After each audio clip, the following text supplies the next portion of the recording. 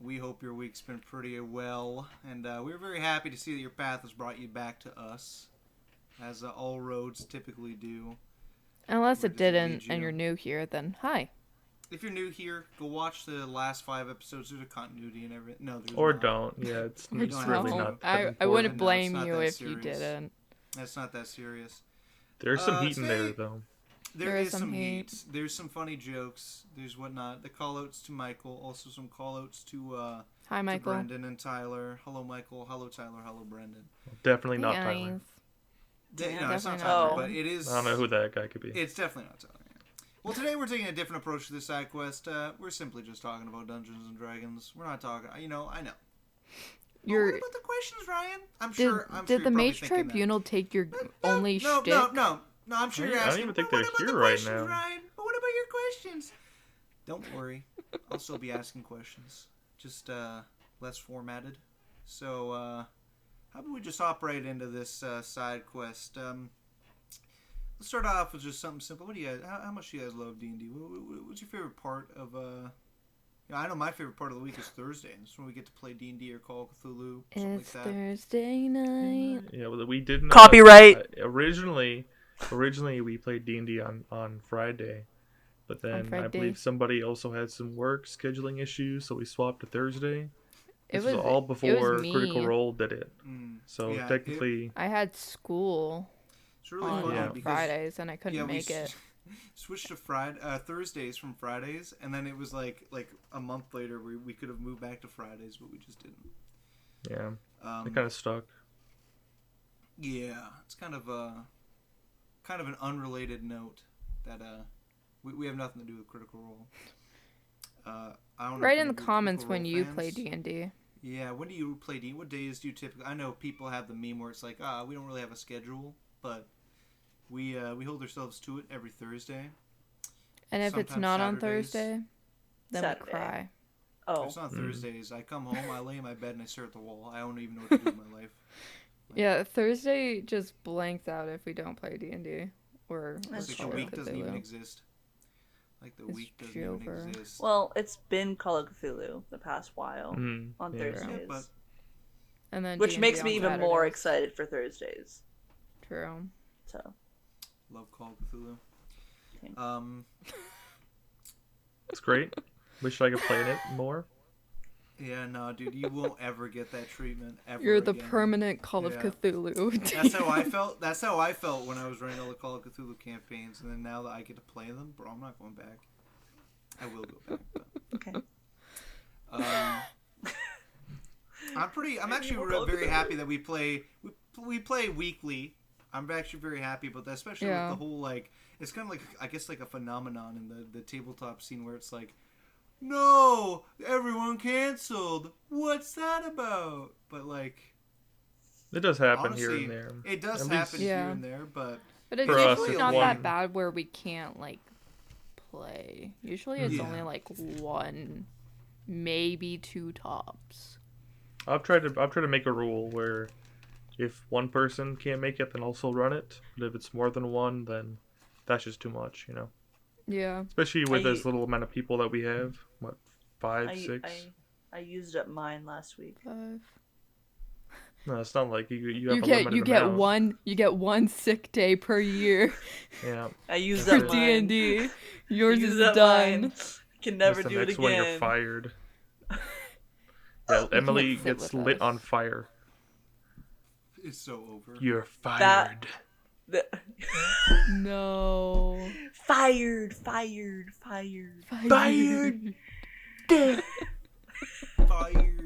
Shout out to Cat in the Hat fans. Me. Or does whoever watched the movie. Stay winning. Stay winning. I wouldn't call myself a fan. I would say I've watched the movie. I fucking love that movie. I wouldn't call myself a fan. I might have seen it once, and I don't. I wish I could say I haven't seen the movie, but I have. I love that movie. Are you kidding me? It's funny. It's also kind of scary though. True. Scary. There's I remember it scary freaking moments. me out as a kid, and then I never watched it again. Oh my lord. It's kind of even though I love Dr. Seuss, I was like, what the fuck is this shit? It had Mike Myers on it, and I was sold. Yeah, there's some parts in it where I'm like, why'd they fucking put that in there? Like, what? That made it out of the writing room? What the fuck? Like the scene where he's like, "I'll hurt you and I'll make you disappear." I think that's funny. I think it's funny, but it's like, how did that make it out of the writing room? The scene that I'm confused on. Right on his tail. Like, the scene I'm confused on is he's talking to a hoe, like the garden tool. And he's like, "Oh, come on, baby, it's okay." I didn't mean it. For us. You cut out for us. Your mic's cutting out. Huh? Your mic's cutting out. Oh. You're good now. Are you jiggling the wire? Huh? Are you jiggling the wire? I'm not doing anything. Okay, I'm just asking, dude. I'm sure Hallia's audio sounds fine for the podcast, but for the rest of us who are in Discord, we didn't hear the fuck what you said. Yeah, she just mouthed her words there. Yeah, well, what part of the movie were you talking about? It's not D&D related. It doesn't matter. Yeah, just go for it. At this point, we're on this topic. This is a D&D podcast. We're going to talk about D&D. We did one question, and now it's the cat of the fucking. You know what, editor? Put a timestamp to the people who don't want to hear about Cat in the Hat. That's true. We'll tie it back in somehow. Dude, no pauses. Keep going. I don't want it to cut out again, so I'm waiting. It's the part where they're like running to go save Nevins from whatever the hell the mom's boyfriend's name is, Alec Baldwin. Yeah. And they're like running through someone's like garden, and he's like, "Oh, you stupid hoe!" And then he comes back in the camera, and he's like, "Oh no, baby, I didn't mean it. I'm sorry." I'm like, yeah. How'd that get past? Hey, farmers stay winning with that joke. I know farmers love their dirty hoes. Gotta get that soil tilled, crops harvested. You sussy. Speaking of farmers, you fucking sussy, bro. We don't see many farmers in D&D. Something I've noticed. Like, you go to a D&D world, there's like cities, but there ain't no farmers. Like, where are people getting their food from? Probably the farms that are just not mentioned. Yeah. The local McDonald's. In like the epic saga of D&D campaigns, it's not often that you just go farming for months at a time. Well, it's not even that. I just mean like in a medieval setting, most of the time farmers are very like highly regarded because, you know, they provided a shit ton of food. So you'd assume there'd be like some notable figures or like maybe even just a mention of like a large amount of farmland, but it's never mentioned. I'm sure there is. It's just who's going to go out of their way? Yeah, who cares? Yeah, who's going to go out of their way to be like, remember, I would love to Mr. see DM, the farm. I want to go to the farm. My first ever like campaign, it might have been second actually. I was playing with a friend named Jordan. Shout out Jordan, great guy. Shout out. And a part of the city was that there was a huge set of farmlands around it, and it kind of led into the city. I think the first thing the dude did, because he didn't really know D&D that much, and he wanted to like test the waters. Like he just killed some fucking random farmer and like buried him in his house and looked for treasure. Yeah. And I was like, what the fuck? Broke in, and the dude came into the house and was like, "What are you doing in my house?" And he was like, "Does this guy seem off?" And I guess he failed the roll or something like that. And you're like, yeah, he's sussy as shit. He stole his horse as well and fed it. He fed him, the horse, a healing potion over my downed character. I remember that, yeah. I remember he made the horse like beef the fuck up after that. Mm-hmm. Damn. The good old days of D&D. We need more farmers, dude. We need more farmers in D&D. It's like Kevin. It's like Kevin? The mule. Oh, Kevin, yeah. Oh, yes. Yeah, Jonas is you guys forgot about Kevin? Xavier. No, you can't just say Kevin. There's probably a Kevin watching this podcast. I don't know. Shout out to Kevin. Shout out to Kevin's everywhere. Hey, Kevin. No, not everywhere. There are some bad Kevins in the world. Well, the Kevin watching this, I'm sure you're a cool guy or girl. I don't know what you go by. And I'm happy that you're here. And I'm going to get back talking to the mule named after you. Yeah, Kevin the Mule was a G. Fucking G. Pulled tons of fucking weight. Survived many encounters that most deemed unwinnable. But Kevin soloed.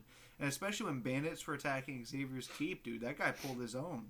Like, there were some bandits that went into the fucking stables. And Kevin stood his ground. You know, he won't back down. I feel like this was before Araya's time because I don't fucking remember a Slightly Kevin. before. No, I think Araya was there. It was during when it was.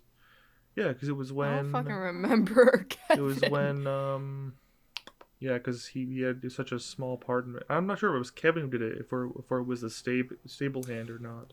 There was the stable hands in there, but Kevin also kicked like a bandit to death. It was Kevin and some stable hands and against the fucking world, dude. Didn't someone... They pulled a lot of weight. They are the real heroes. Didn't someone ride Kevin? That was I think that was no, that wasn't Caliban's horse. I think it might have been Sam's, dude. I think it was Sam's. Could have been Sam. Oh, if it was Sam, Araya was not fucking there. It was someone's... No, but they were dead by the time. Like, we don't even know who the original owner of Kevin was. We bought these horses and a mule, and it's because we needed another steed for someone to ride. I don't remember who got Kevin. Sam. Who's Sam? I feel like it was Sam. Do you not remember Sam? Your character? Oh, I didn't call her that. I called her Samandriel. Samandriel. And that's why you can't just say like, oh, that Steve. You know Steve. I didn't call her that. You guys remember Steve? You remember Kevin? We actively named the mule Kevin. Oh, you guys know John, right? John Baker. We don't talk about John Baker. We don't talk about that campaign.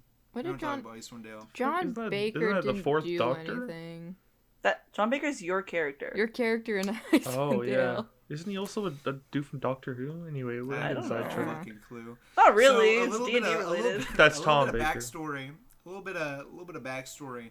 I've tried to run IceWindale, Rime of the Frost Maiden, for a very long time. Since it came out, actually, I pre-ordered it and everything.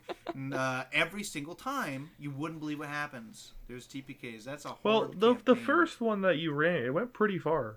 We got surprisingly, we made it to Oral's like boss arena, kind of. And we made to her castle wherever she was. Yeah, we fought her first two forms. And then, you barely lost. You want to know why we lost that? It's because I was playing a druid, and we were like level 10, and my health was like 30. Yeah. I had no con. I kept rolling ones. Level 10? She hit me with one spell, and I died. As a DM, I have to step back. What? I should have stepped back and looked. Yes. You have 30 It was something HP. like that. I thought we had were low level ass 7. HP for a level. It's still the same thing. My HP was so low compared to the level it should have been. I should have stepped back and went, you know what? I just got to give this motherfucker some more HP or something like that. I don't remember what level. But I've only played IceWindale like only 3 times. I think you guys have played it 4. Level 7. Yeah, you guys made it to... Probably. You know what? I could look. You made it to Oral's level Googling my layer. That's true. Before just barely... But that's also a flaw of my own. That's a fault of my own that she didn't even try to flee. She was just like, fuck it, I'm thugging this out. Did we stop playing? Well, she won in the end. When Alyssa went on her my side quest. Yeah, you went on your side quest. We didn't stop. We just continued. I thought so. Yeah, I think my character just fucked off. Yeah, didn't mention her again. Not gonna lie to you. We could definitely delve into IceWindale a little bit. That was a fun little campaign. I definitely have 3 folders in my drive. For IceWindale, I have take 1, take 2, and take 3. Damn. Yeah. Never gonna finish that campaign. I want to play it again so bad. It's really fun. I'm not running. Bianca was level 5. Okay. I could probably. So I don't know how far you guys went after I went on my little side quest. I have Harlow somewhere. I can look. I think that's probably around level 8. I think I was Adriana Silverpine. Yeah. Hey, let's just. You guys want to just go through our characters a little bit? Who we were from IceWindale?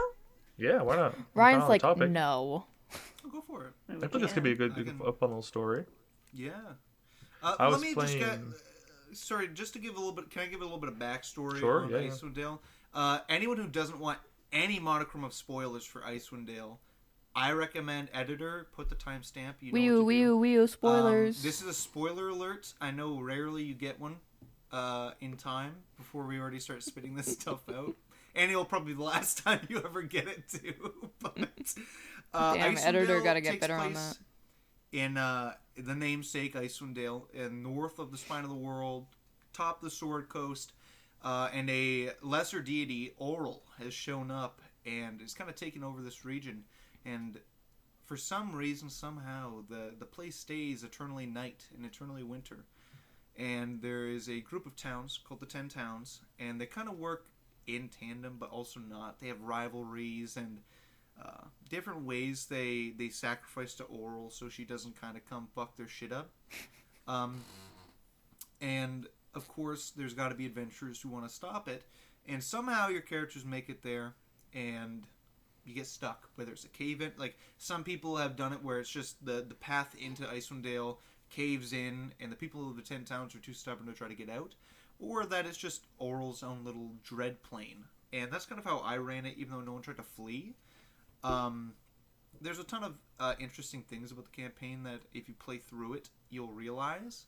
Tons of cool side villains. The main plot is pretty neat. You get to fight a god, which is kind of cool.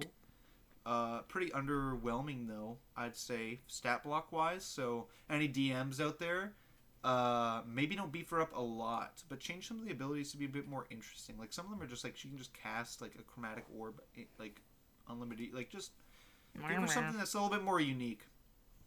She dogged on us, so you know. Yeah. But that was a string of bad rolls, I think. Is she like actually a god, or is she just like she's a lesser deity? Okay, well there you go. She's a lesser deity. The one she's not like that. She doesn't have any incredible. like god like deific power. It's like she's on par with like an archmage or something. So like she actually she's level 20 wizard.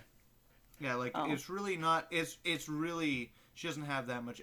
In fact, I would scrap like the spell casting aspects and just give her some unique abilities. I think that could be kind of cool. But yeah, anyways, they formed a party together and they ventured off to stop the eternal winter of IceWindale. 3 to 4 times. Yeah. 3 to 4 times.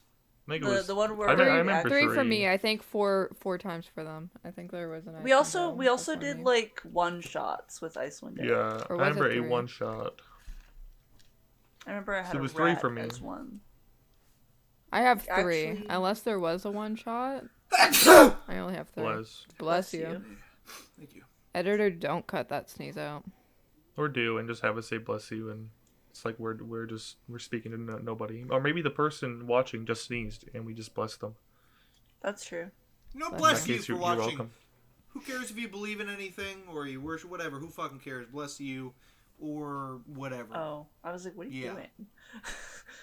God bless your snot. Anyway. Yeah, in the first session we ran for IceWindale, that's the one that went the longest.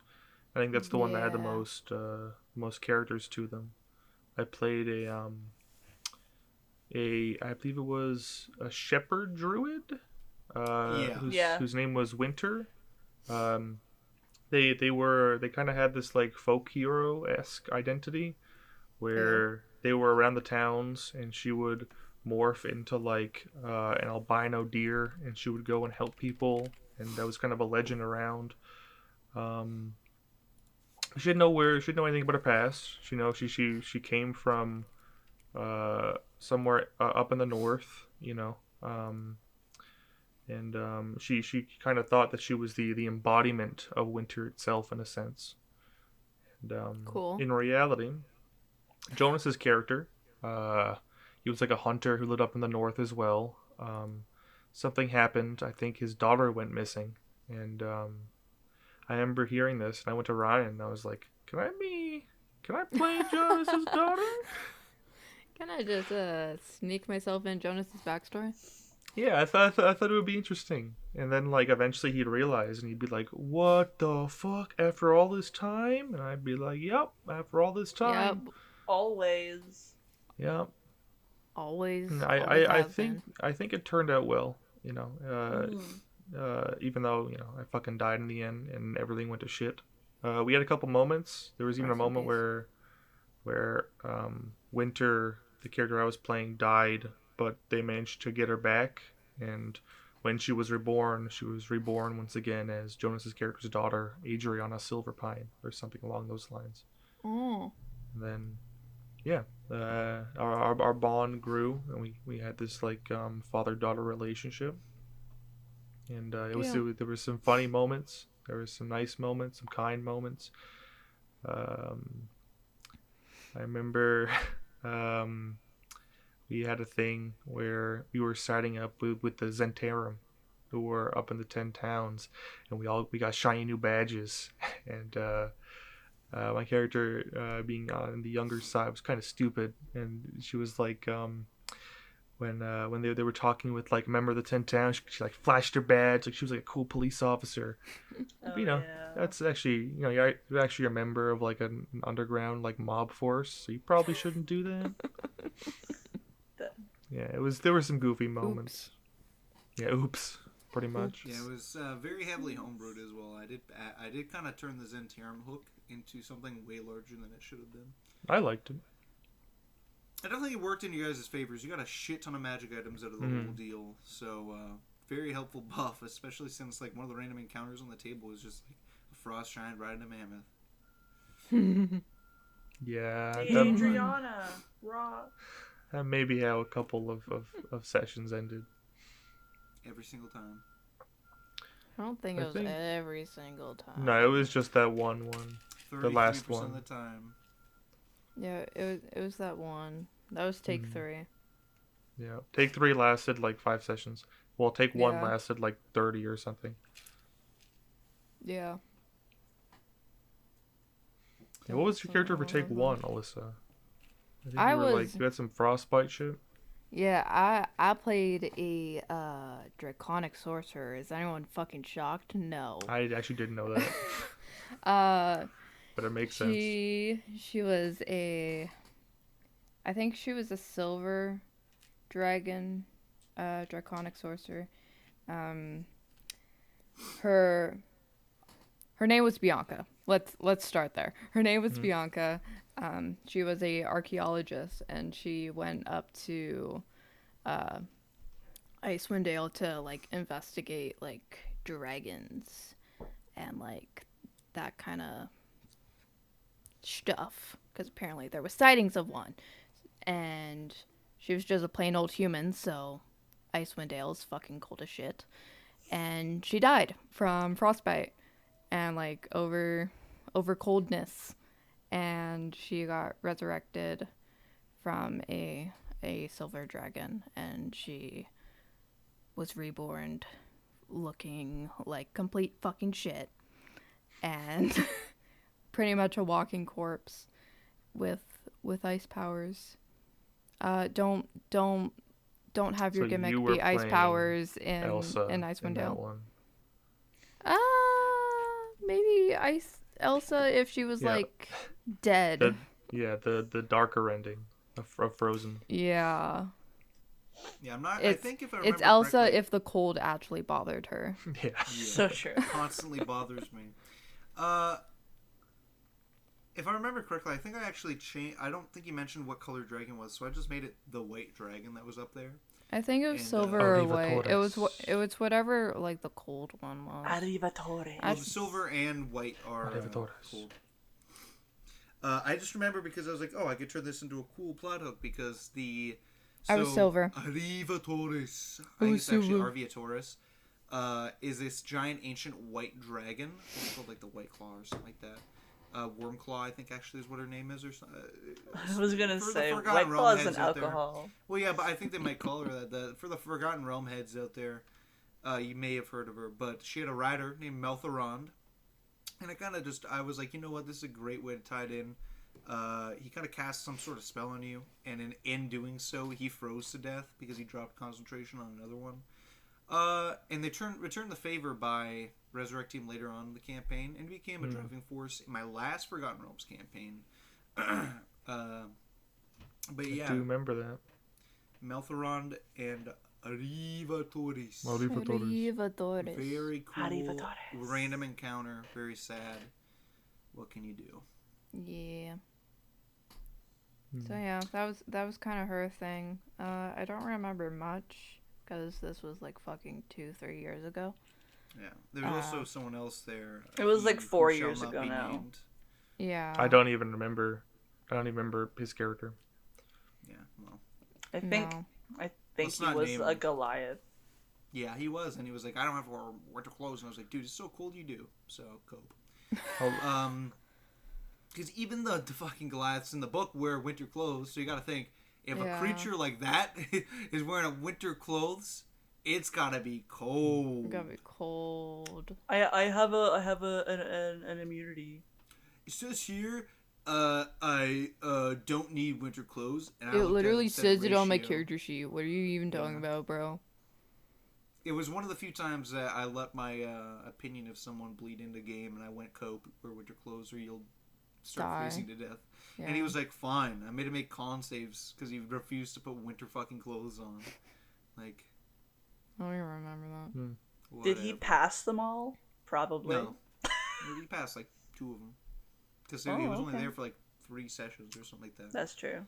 But we won't name them. No. Yeah. Anyway. I do remember one moment where we were like in the fort thing and we made snowmans. Oh yeah, that's like the one thing I remember about Take One and IceWindale. Yeah, because me and you had cheap water, right? And we would just go out and we would fucking make I think we made like 100 or so. I think even we made so many that they actually aided us in a battle. A Snowman Army, yeah. Yeah. Didn't you also make like one big one? Yeah. That became a snow golem. Yeah. I remember you guys disguised your animal companions and snuck them in somewhere. I remember because you rolled a natural 20 on a disguise check. Yep. And the total was like was 27. That in IceWindale? Yeah, Hannah. I think Hannah rolled a natural 20. It was for Coda Coda was and... in IceWindale? Yeah. You weren't there for it. Do you want to explain who Coda was, Alia? Oh, okay. I remember Coda, though. Coda... Was there another Coda? No, you were there when Coda was around. No, I think I remember this. Disguise. You weren't there no, for I think I was. Event. I remember this. It was like a party. Yeah, I remember this. Yeah. Okay. I was there. Don't gaslight me. I was there. Coda was a snowy owl bear that my character Harlow, who was I think a tabaxi barbarian. Because in IceWindale you're like given a bit of a backstory anyway. Yeah, and you have like the secrets. Yeah, mine was like I could befriend owl bears or something like that, and I was like, "You're the owl bear whisperer." Yeah, I was. It was great. And I named him Coda, Dakota, but we called him Coda. And it's like Brother Bear. Yeah, he was such a baby. I loved him. I miss him every day. But he definitely lived. He did live. He wasn't on the island. Canonically, I don't even care what anybody else says. I made them live. Also, I remember him on the island. I remember him on the island. He couldn't come to the island. Well, then I guess he was too big. We went to another island then. That I remember. You may use a whale to get there. Yeah, but there's only 8 slots on the back of the whale. Oh. Yeah. It's a small ass whale. No, it's just a small ass holding area, guys. Yeah. Jeez. Yeah. Magic can only do so much. They were one of the. Yeah. Oh, go on. Sorry. He was great. I hated playing my character, like completely. I hated Harlow so very much. Damn. Why? Because she was. I don't like barbarians, like playing them. That's very fair. much. So I was like, this is awful. Yeah. But then I got Dakota, and I was like, I'm just gonna power through this shit. I don't care. Because I didn't know you could like multi-class, or I would have multi-classed into like a Beastmaster Ranger. You did multi-class. Did I? Yep. I remember because when you got your animal companion, I let it be Coda. That doesn't I have sound no right, memory of this. But neither do I. I do because I remember specifically saying you should multi-class into Beastmaster. So I know you said I should, but I don't think I did. I'm pretty sure you did multi-class at least in Get the character sheet out. We'll find the character sheet. I'll find it. I'll find it up later. Editor. Yeah. Let us know if who's right on this. I'll find Adriana and we'll see the level, how much HP she had. Remember, it was fucking abysmal. Yeah, editor, just fact check this whole whole episode. It's either gonna be there or the editor's gonna say no. No, thank you. Yeah. But Harlow, Hannah and I, we were doing a duo where we were sisters, I don't remember her character's name, but she was a warlock of Tiamat. You both started with H. Yeah, they sounded pretty similar, I think. I don't know. Her low and her high. No. But That was is lost on you not guys, it. whatever. She was a warlock of Tiamat, which Harlow didn't know about, and then we also didn't really have any backstory, like, at all. We were just like, we showed up here. We walked here. Yeah, you kind of were just like, you dropped offhanded comments in game about backstory, and I was like, I'm writing that down. Yeah, because apparently, I think Hannah's character accidentally killed our mom. Mm-hmm. I actually remember that bit. Yeah, it's really funny because I wasn't expecting that, and Hannah was just like, "Yeah, we killed our mom accidentally." No. And I was like, "Oops, I done." remember because you were in the Lost Tower of Netheril, dude. Or the Lost Tower of Netheril or something like that. And there's a chamber there that you can make like illusions become real. And someone got a natural 20 on Arcana check, so you got to turn like one person real again. And I remember someone did it for a red wizard named Dazan. They turned a simulacrum back into him. And it really cucked out not only your guys' characters to get your mom back, that was also... Who are you talking to? You guys? No, me or Noah? Because that was Noah and Jonas's thing. I know. There was that, and then you and Harlow... Not you and Harlow. Harlow and Hannah's character... I remember Hannah's character specifically was like, we didn't get to fucking see our mom or make our mom real again. She got really pissed off about it. It's really funny, though, because Hannah is the one that got the Red Wizard back. Yep, I know. I found that really... I remember it was just a total loss for everyone. But Dazan was there, so he was cool with it. Yeah, I remember that because my character was so young, I think I just wished for a unicorn or something. Yeah, you did. Yeah, you did. And then after it showed up, I remember talking to Jonas's character and being like, I shouldn't have done that. Because, he had some things he wanted to bring as well. But just the first thought in my character's mind was, I want a unicorn. I'm gonna get a fucking unicorn. That's Emmy built. Because Jonas's character wanted to bring back Adriana's mom, aka Victor's wife. Yeah. So it was really sad that. At least in Adriana's mind, she was just so far removed from that at that point, because she spent a long portion of her life as Winter, a fucking deity, or this kind of what's the word I'm looking for? Spirit. It's kind of like spirit for Winter itself, and all those thoughts about the life previously she didn't have until she eventually died and got it back. So that was very separate from her. I just remember, especially because Dazan was like, "Oh, you guys gotta bring me back, please." And then you guys did, and he was like, "Well, the fuck, guys. Thanks." Yeah. You guys didn't get to the part where I was gonna make him useful because I didn't want it to be like, "Oh man, we just wasted this and this guy just fucked off." There was a point in the story where I was gonna make pretty much. There was like 3 different NPCs that you can utilize, and I just made Dazan the 4th one, kind of thing. Cool. But I did give him a cameo in my last Forgotten Realms campaign as Dazan the Oracle. He stayed in IceWindale. Kind of just, I know he was a red wizard, but he was not about that evil shit anymore. Or at least if he was, which he was still about that evil shit, by the way. Now. That's who Kanaya was talking to. Yeah, he just didn't do it that's when openly. you were introduced, and that's when I lost my soul. Mm-hmm. Oops. I remember because you guys went to the Yithern's Mythalar, which is a very powerful magical artifact. Pretty much imagine the sun, but really like maybe like 30 feet across, 30 feet tall, a huge fucking floating orb that you can make cities fly with, and pretty much do whatever the fuck because it's ancient magic. And you guys handed that over to Dazan, so who knows what he's doing with that, and you'll probably never find out. So nice. Probably not the smartest decision we've made, but it was in return for something pretty important, which was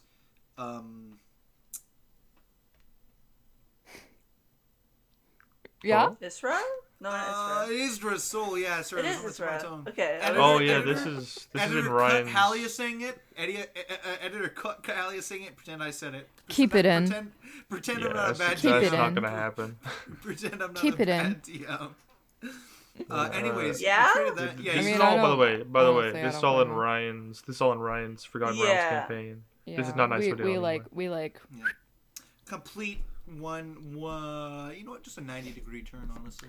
After the thing about wishing for whatever the fuck his name is back, it's Zing. cut to Ryan's campaign. Yeah. Yeah. You know, we'll have a visual cue where we switch. Editor, put that in. Put like some cool sparks. Maybe like a clip of Germa like running across the screen. I don't know. No, Just some not way to, Germa. Some way to show that it switched. Editor, campaigns. write the entire B-script movie on the screen right now, and then have it scroll up, and then translate it to Portuguese, and then translate it back to English, and then do it scroll up, and then write the entire dictionary backwards with your left hand. Thank you. Editor, You're going to get a big also- fat no. Can you also put a? I'm cherry expecting on it. top of all I'm that? hoping. But there's a lot of impact that campaign had on the last one I ran, which unfortunately is no longer. That's one that No, I'm no. salty that we never finished. I'm also sad that we Yeah. never finished it. Why didn't we finish it? Because the next Conflict part of the issues. conflict is scheduling conflicts that turned into, well, this story's not feasible without that character, so there's no point in continuing it. Oh, right. We could have gone back to it eventually, I feel. Hypothetically, forgot. we could just jump right back into it. There's no reason that we can't. Let's just get right into this. I could just change it. I could rewrite it again. Start playing it right now. Get your notes up. For starters, this campaign originally had nothing to do with Vecna, but guess what? Here's how it originally. Okay, it started. Yeah, in we the kind of small got town really into Vecna. of Daggerford. Okay, and this traveler came by and he was like, "Can you guys help me fucking kill this spider called Thousand Eyes?" He kind of fucking the good killed old my days. caravan, and Yeah. you guys went killed Thousand Eyes, and you recovered something, which is a key piece. It was a fragment of a key. It was huge, and the dude was like, "Thank you very much. My master will send aid and send money to you, and if you need a job, come to El Terrell. That's where he resides." And he fucking left. And of course, you guys were like, "We want that job." So you went to get that job, and the entire story was supposed to revolve around something called the Elemental Eye, which is this key that could release an ancient deity called Tharus Dune, who made the Abyss and was a very bad god. Spoilers, But dude? how We spoilers missed for what, that bro? for Vecna. Yeah, and then there's this NPC who stole the hand of Vecna from Archon the Cruel, and the party found out about that, and the story pivoted 100%, and I had to throw out all my old notes, and the story became completely reliant on the destruction of Vecna. I mean, you could have just kept it and be like, Vecna didn't happen. Or you could have just had that guy teleport away. That's true. I figured, Or just come Why fucking stop? obliterate us. why stop you guys from achieving your goals? If you want to kill Vecna, you fucking kill him. Whose goal was it? Your guys' wasn't mine. You guys picked what you did, and you picked I that. didn't pick that. I was playing a Goliath paladin named Olen Nordtenen, who came from the north, and his whole thing was that Not to be confused with Oren the Red. I wasn't. There goes my entire thought process. This was before. You loved Ball. You loved Ball. You love Nope. ball. My character did not love balls. He loved orange juice. That's true. And he was this big, serious Goliath guy who got the favor of a god because he helped his tribe. And then a part of his god's thing, he was a paladin of conquest. He would go find these other paladins and he'd fight them. So eventually the god could find like the strongest person. But throughout the campaign, we realized that the god that Olrin was worshipping wasn't actually the god he thought. So his new goal became to fucking find this god and kick his ass because he was just this. He was very high of himself. He was very confident. And he was like, "Yeah, I can do it. I'm strong," even though he would probably gotten his ass kicked. So his whole thing was to do that, and he just kind of like there was a moment where like the god told him to follow the party, and ever since then he's kind of been with them, and he's formed a bond with them, and he's just like, yeah, if these guys ask me to like help, I'll go punch some people out because I can do that, I can fight, yeah.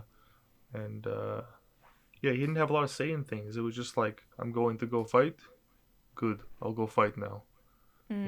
I think that was Cade's decision. It was also Mikhail. You guys were ambivalent towards it, so it really is like a bystander effect where they were like, we're going to do this now, and no one stood up for it. So. Well, no, because my character would not give a fuck. Exactly. So, exactly. So that's the thing. Yeah, you guys were ambivalent towards the pivoting of the campaign, and it pivoted into the Return of Vecna. So. Also, I think I wasn't there for like a month or so. Was it a month? It was maybe a couple weeks. Yeah, it was definitely the pivot to Vecna happened while you were there, because I remember the whole reason that they even found out about it because of the Divine Sense, right? Because you were like, oh, this motherfucker. Motherfucker stank as hell. Must have been, yeah. Yeah, because you were gone like towards like the beginning. I think it was like, was it the beginning? I thought it was more so like.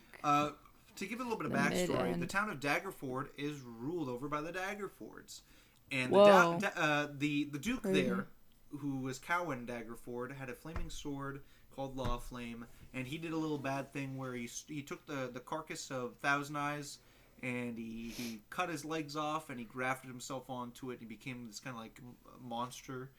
And I ran a little one shot with Olen because he was gone for a little while, where he went into the Daggerford's house. I think it's called the Ducal Castle or something like that. And he found out that the Duke there right now was a puppet, and he fucking killed the puppet, took its flaming sword, and went to the basement to slay this monster, aka Cowan, because Cowan was like, I need to be something that can protect this town. But in reality, he was just fucking crazy, and he got corrupted by something that, who fucking knows, we never figured it out. The demon. No, you don't even know. Why? You guys, so they killed him, and not even that much longer past that, maybe a couple months, a huge fucking goblin incursion happened from, I believe it's called Mithranor. This fey creature pretty much rose a shit ton of goblins up because the guy who had the Hand of Vecna killed that guy's adventuring party. And he attacked Elturel, and the goblins on the Sword Coast saw this and we're like, hey, you know, let's sneak over to Daggerford, see what we can cop, and killed everyone there because there was no one there to protect it. Holy shit! Which it was a pretty big moment where it was, I think at least, where it was kind of like, oh, we can't be everywhere at once. Yeah. Fortunately, though, Daggerford was rebuilt. Well, you were in the desert. We were in Rechab. Yeah. That's why. We were in Rechab. It sparked one of the most interesting things, I think, where Daggerford was rebuilt by Cowan's cousin, Pridwin Daggerford, and he had to deal with Mammon to get pretty much infinite wealth for the city in return for something that you guys never figured out what it was. I remember that. But it was the Goblet of a Monitor, who is the ancient Netherese god of the sun, and some believe that Lathander is just a Monitor. No one really knows. But it's this goblet that can produce this pretty much like liquid sun, and Mammon obviously couldn't acquire the goblet himself because who the fuck would give it up, because it's a really powerful artifact. So he was like, you know what, you trickle some sun down into my belly, I'll give you some gold. It's really a fair trade. That became a whole plot point. But yeah, I remember I'd be interested in just fucking polishing off the campaign if you really wanted to. Yeah. Like, I wouldn't mind. So that we can find time for it. Yeah, that's the problem, right? Yeah. But yeah, your characters were very, very interesting and very I funny. love Isra. Almost Oren all was of you guys fun, had, but he was very scary.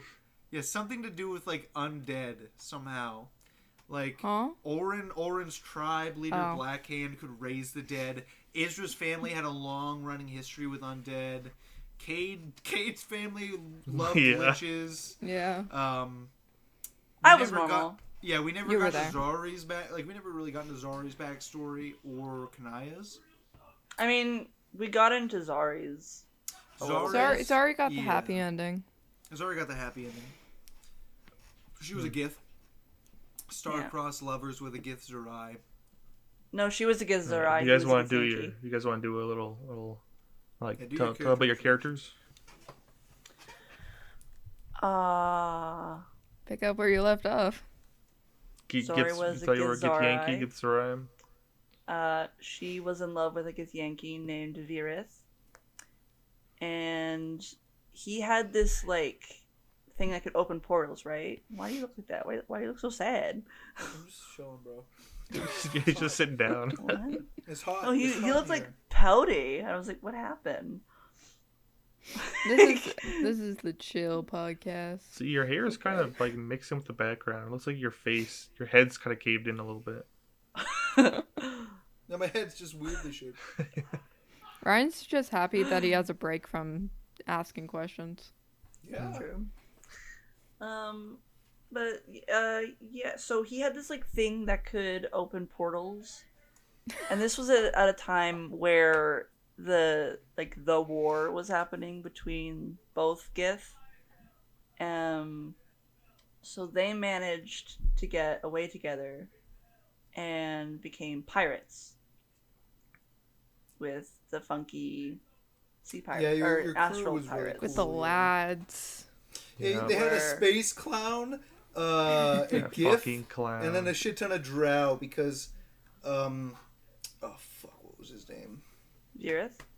Virith went to the Underdark. He kind of got separated from Zari in this like space whirlpool, and he ended up in the Underdark where he kind of freed up a shit ton of like male drow slaves, and they become a part of his crew, like your guys' crew. And they had I want to say like a nautiloid, but they're called the Spelljammer. You had a Spelljammer, and you guys had a cubic gate that you guys attached to it so you could go through the realms. Yeah, it was actually very, cool. Very cool. I loved the space clown. Yeah. As soon as he was introduced, we were like, he's a serial killer. Yeah. He was a serial killer. People would go missing wherever he went, and he'd have a bunch of new jewelry. Hey, we didn't see it. So we don't know. You saw it what? You almost saw it once. We can put two and two together. Yeah, you walked past an alleyway, and then when you passed he it has again, flaws. Who doesn't have flaws? Come on. Oh, that's funny. I love them. But yeah, so she was fun, and eventually she went away though.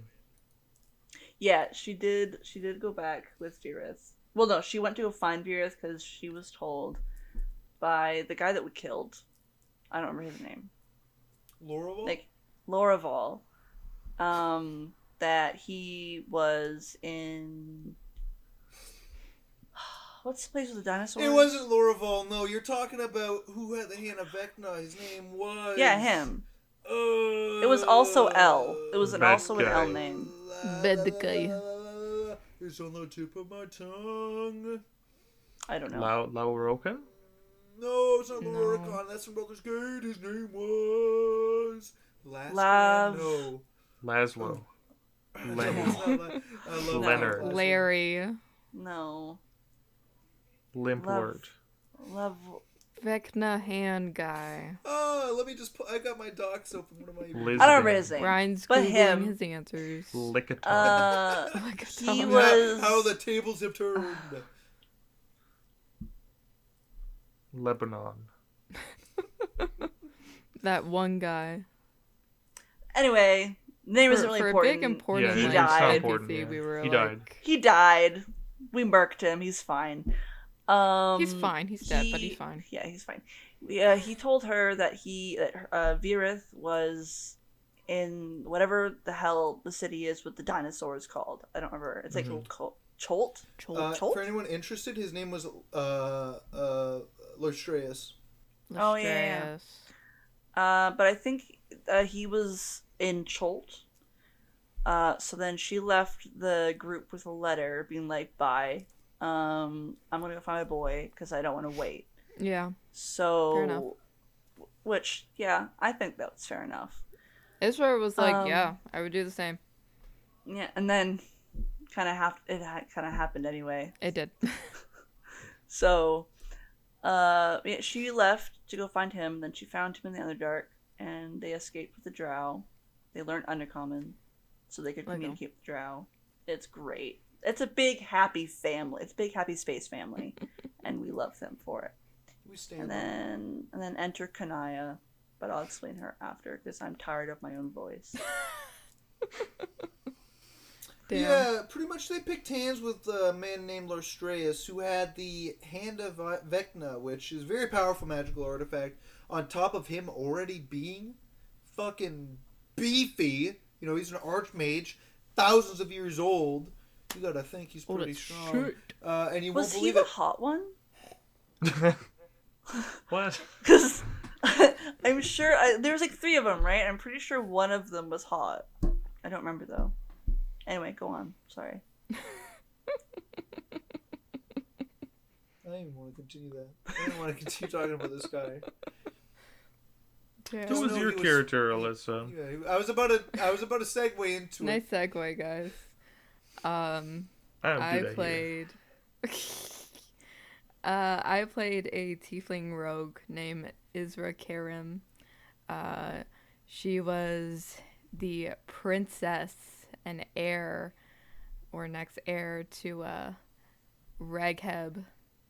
Her bloodline's pretty much cursed of this old fuckhead who decided to play with necromancy powers and pretty much destroy the fucking like world.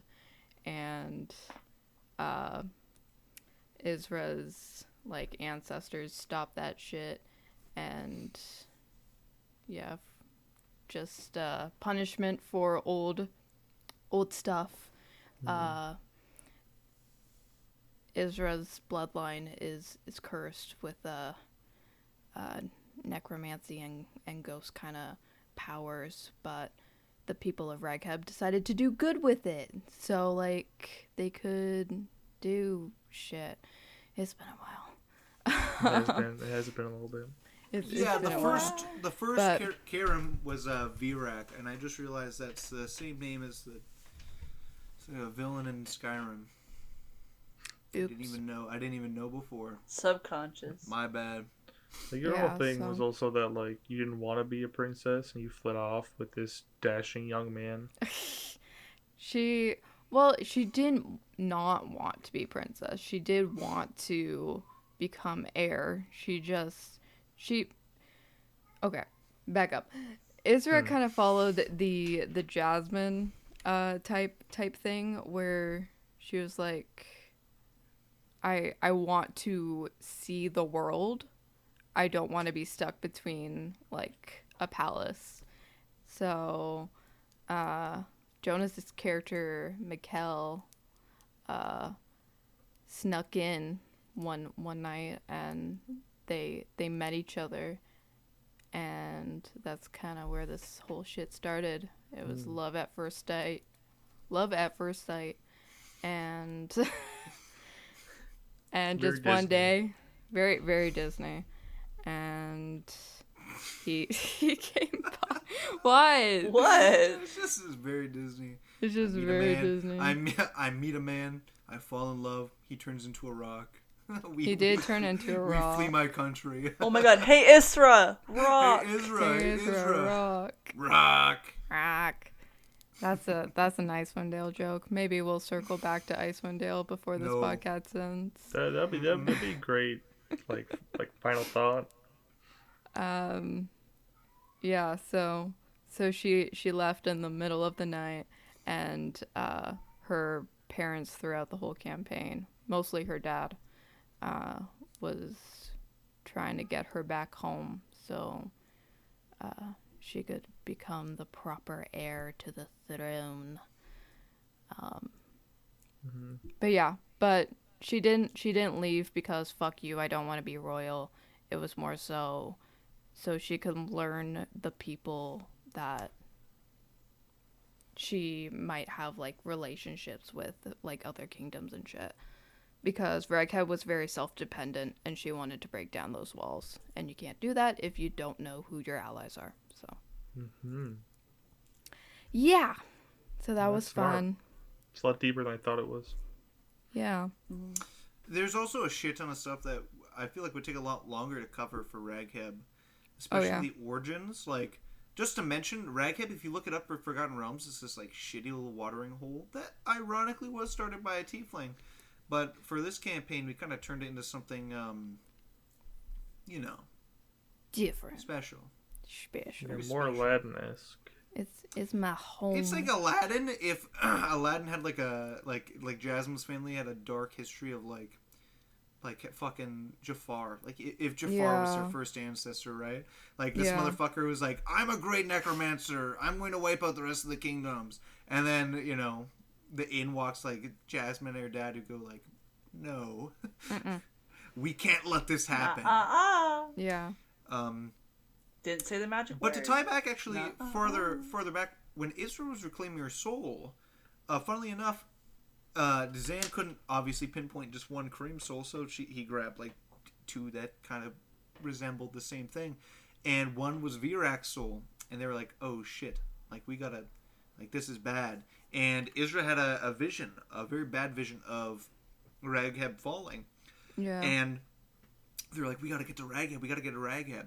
Well, the soul of Virak kind of attached himself to Isra, and out of the corner of her vision, she saw this like creepy skeletal face. It was very uncanny. And when they finally made it back to Ragheb, his soul hopped off like the little hitchhiker he was and reclaimed his body. He's like, thanks.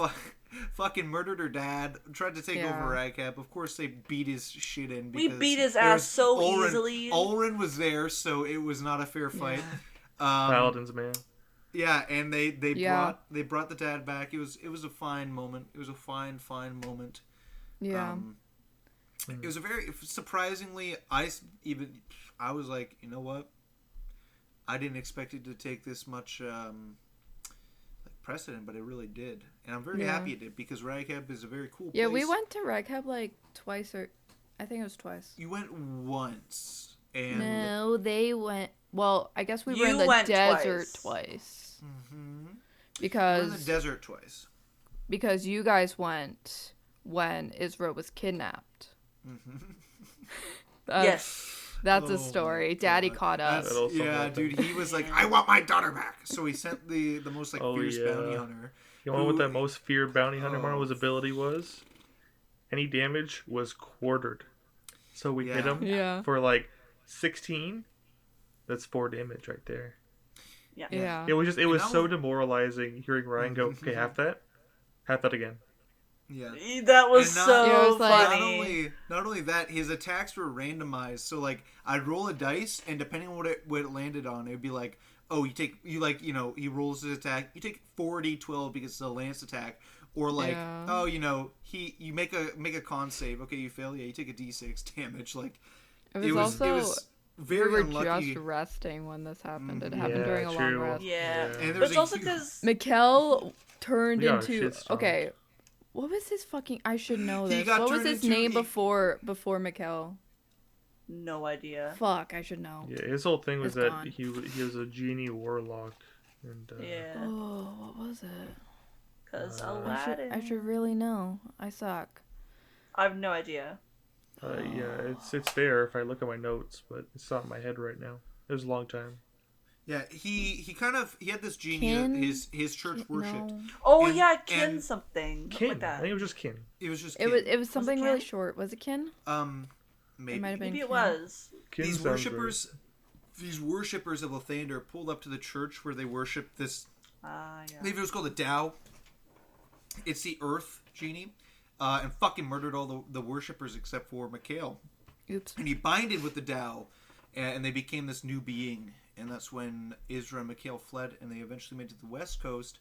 However, they're having some very, very strong disagreements, and eventually the Tao split from Mikhail's body. And it was the same night that some bounty hunters were coming, and he turned into a level 1 fighter. The same night he needed to not be a level 1 fighter. Because he was a warlock. Yeah, it was that night. Because Kin was a. Imagine if we're saying Kin and it's like fucking not. But it might not be. We'll but go we'll go with Kin. Now it's Kin. We'll go with Kin. I think that's right. Because he was a warlock fighter multi-class, and I know how he was doing it is that the more that god, you literally just said the name and it's fucking gone on my brain. The Tao. The more the Tao kind of took over, the more levels in warlock he was going to take. So technically, when he went into warlock, it was a bad thing because Mikhail was losing himself. So when that happened, yeah, he became like a level 1 fighter and no warlock. We got the good ending.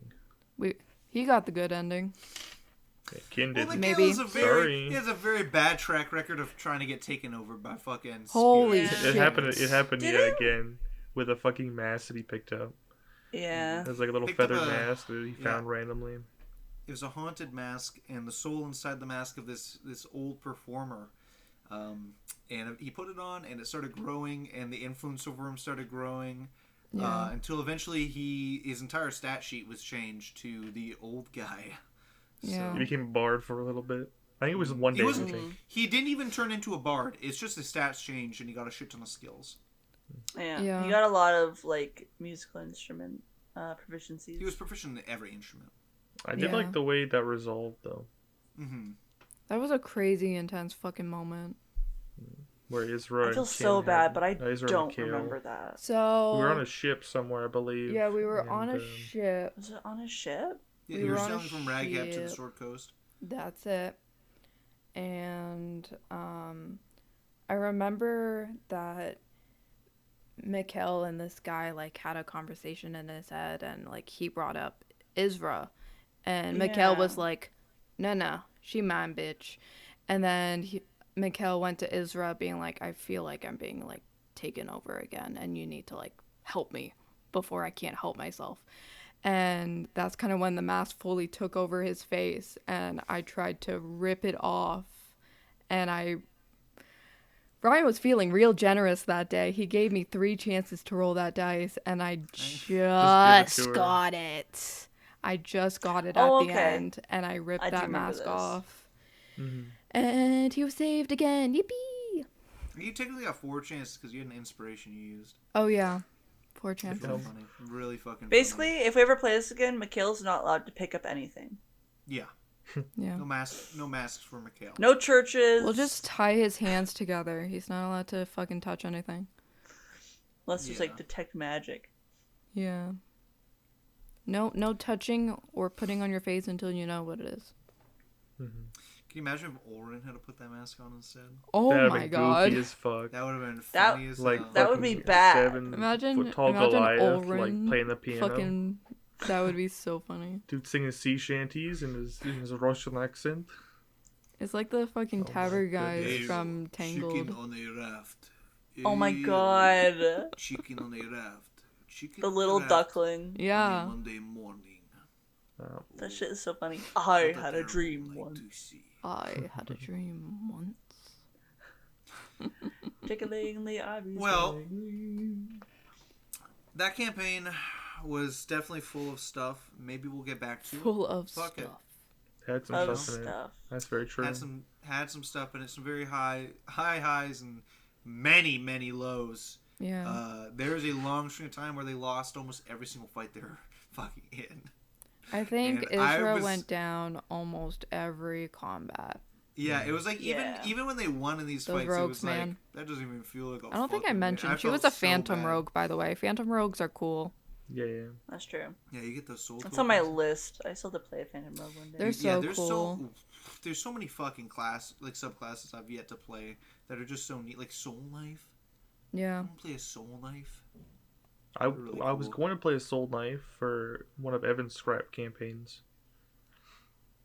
That never happened. There have been many characters that I've made that have not come to fruition. It's gotten to the point where if a DM asks me to make a character, I'll be like, okay, I'll think about it. Yeah. But when you set a time to play, that's when I'll have the character. Yeah. Yeah. What are you gonna do? It's just schedules and people doing adulting shit. Yeah. That's just like and like sometimes losing you're like, motivation. Yeah, you get that week where you're like, ooh, this is heat, and then like next week you're like, Who wrote this shit? Who wrote this shit? Like, can you cut the transition between me going like to just yeah, there's so much. I don't know where my frog went. It's gone. God bless. That one hurt. Another campaign that I'm really mad about that we didn't get to finish was another one of Ryan's campaigns. Yeah. Which one was it? What one? Oberon! I wanted to go to Oberon so bad. And as soon as we were going, you were like, we're done playing. And I was like, when we were going to Oberon. Sir Death. Yeah, Sir Oh, Death. Yeah, well, that'll be... We'll get there in another podcast. You were a spores druid. Yep. With something else. Belle. Yeah, and Ranger. Belle. I loved Belle. Oh. Yeah, Ryan. Never get back on it. More than a 2-week hiatus unless you have the strongest will in the world. We took a fucking 4-month hiatus, and I was like, you guys even have attachment to these characters? And I'm pretty sure like three out of the 5 were like, not really. I'm good. I can pick up any character. I can pick up her. Yeah. I can pick up Esmeralda. Okay, well, I remember at least half of you guys were like, I don't really have attachments to that character anymore. And I went, well, it's over. Like, that campaign's done. Toss it in the garbage. Which is the curse of the Ryan DMing, right? Yeah. I can just hardly sucks. There was also one campaign where you lost all your notes. That was rough. Because it just sucked because I remember the ending of the last session, which was like, we were flying this thing, and you were like, you see Oberon coming into view, and then we never played it again. I was like, that's my backstory. I'm sure what you just said was mad funny. We didn't catch a lick of it. We didn't catch a lick of it. I'm sure it was funny. The audience will laugh. The audience will, though. Like, maybe it's breaking. No. That Walmart mic isn't treating you well. If it's, editor, if it's broken, at the very start, put a warning and just something that's super random like Hallie's speech is so loud, it's actually fracturing the inside of the microphone, or like you don't have to do that. Is that what it is? What? Sorry. Evil spirits possess the mic. Should I put it back? Is that what it is? He's trying to be funny. Yeah, just like evil spirits possess the microphone. Oh. Keep on tap dancing, my little guy. Keep on tap dancing. You do not want to get more dreams than you already have. Yeah, and all of a sudden we're out of an editor, and then you're just gonna see fucking 4 webcams and audio, and then you're just gonna hear like if someone fucking dancing away. The entire slope. fucking podcast can be the sounds of feet tapping.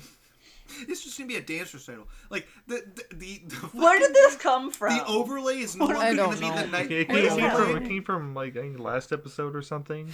Yeah, or added in like a little tap dancing, little funny jig. Yeah, they tap dance, dude. And that guy loves tap dancing. The fucking overlay is gonna be replaced with a shitty MS Paint version, because I'm gonna have to fucking, like, one of us is gonna have to do it, and I'll write up a little fucking like peach colored whatever.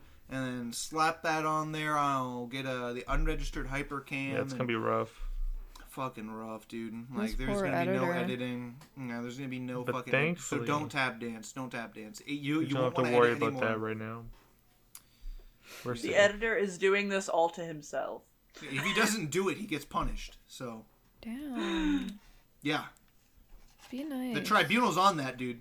They have warrant officers out for these people. Be nice. Ryan what the fuck is going on? I thought we were talking about D&D. Yeah, that's true. At this point, now we're talking about I feel like shit.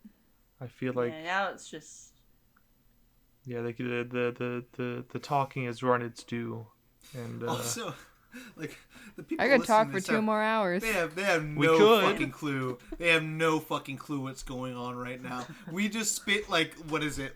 Are we like keeping this? Like, just like is this like actually gonna be an now episode? That you mention it, yeah, we're gonna keep it. Yeah, it's just been an hour of us talking about random shit and no one knows anything about. And you know what? Maybe you hear some of this stuff and you're like, what the fuck? Wait. Watch this episode. Take it for your own. You have it. Watch Watch this episode be the one that gets the most likes. Blows up, yeah. Well, maybe next episode we'll talk more about Ryan's campaigns, his 40 million of them. Or, maybe next episode we'll talk about my campaign and all the things that happens. Maybe we'll talk about Curse of Strahd. I've ran that a little bit. I might have to go get Maybe next episode you'll hear about... Whoa. What was that? That's weird. We should wrap this up. Yeah, something wrong with my camera? What's going on? Yeah. That's you guys there? I kind of... Yeah. Hello? Hello? Hello? You good? 1057 reported on... Oh. Are we back? Are we back? Yeah, my camera... Okay, I see. Hello? I see you guys. My internet cut out for a second. Strange. Huh. Yeah. Well, anyways, I have no clue. Maybe the internet's going to cut out, so we should probably... Yeah, let's just... Okay. Well, anyways, thanks for watching. I know it might have been a little bit painstaking to watch all of this if you have no fucking clue what's going on. Maybe you just had a laugh with it. Half the shit we were talking about is like, what the fuck? You know what? Let us know in the comments if you prefer Ryan asking questions or us chilling out like this. Yeah. Or a mix of both. Or a mix of both. I don't know. Tell us what you want to... Tell us what you want to hear. See? Yeah. Tell us. You tell us what to do. Taste. Tell us what to do. Tell us, please. Yeah, write our scripts, please. It makes it so much easier. Anyways, so you got that little bit of extra XP. Don't forget to mark it down. Okay, it's not a large amount, but for sitting through this all, I think you deserve a little bit of something. I don't hand these out lightly, but I got this little bag. Okay, it's got see that dragon eye. This is for you. This is for you. Okay. You have want that. A dragon bag.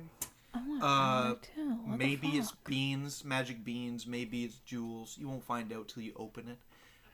Don't spend all your beans in one place. Can I open it? Don't plant all. Can I open it? That's theirs. Oh. No touching it. Can you share? Can I have some? Can I have some? Do not eat those beans. Please? Don't eat the beans, and don't eat the gemstones. They're not good for you. Anyways, you made it through another side quest. We'd like to thank you very much for watching. Thank you very much for all your love and support, especially for you, Michael, for you, Thanks, Tyler. Michael. Definitely not Tyler, and you, Brendan. We appreciate you guys clicking and everyone on this else video. who watches and leaves everybody. If you're a lurker, I've seen you. Jesus Christ. And I thank you. There's a haunting going on there. We have to wrap this up before they get here, so thank you very much, anybody. Anyways, we'll see you in the next side quest, and we hope that you enjoy every bit of every podcast, and we will see you next time. Bye.